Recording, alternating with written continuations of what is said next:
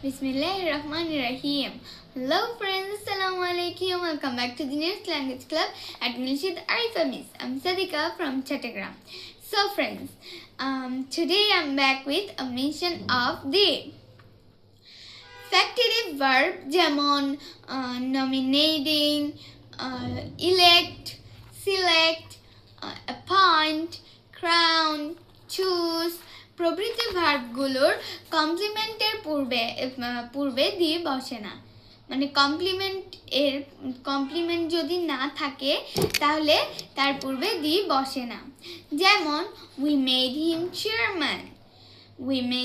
chairman, কিন্তু কিসের chairman বানিয়েছি, এটা যদি না থাকে তাহলে তার পূর্বে দিয়ে বসে না।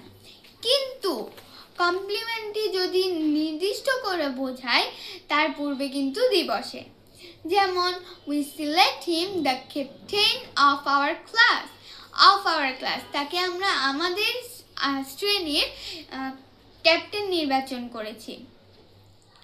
আল্লাহ বা গডের নামের পূর্বে, নিজেদের সৃষ্টিকর্তার নামের পূর্বে কিন্তু দি বসে না।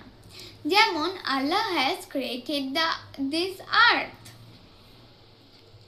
এখানে আমাদের প্রভু যে আমাদেরকে সৃষ্টি করেছে তার নামের পূর্বে কিন্তু কখনোই দি বসবে না, ওকে?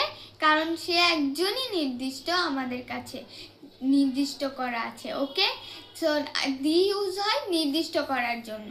সে যেহেতু নির্দিষ্ট আছে তাহলে তাকে আর নির্দিষ্ট করার তো কোনো দরকার নেই। No more for today, see you later, আল্লাহ হাফেজ।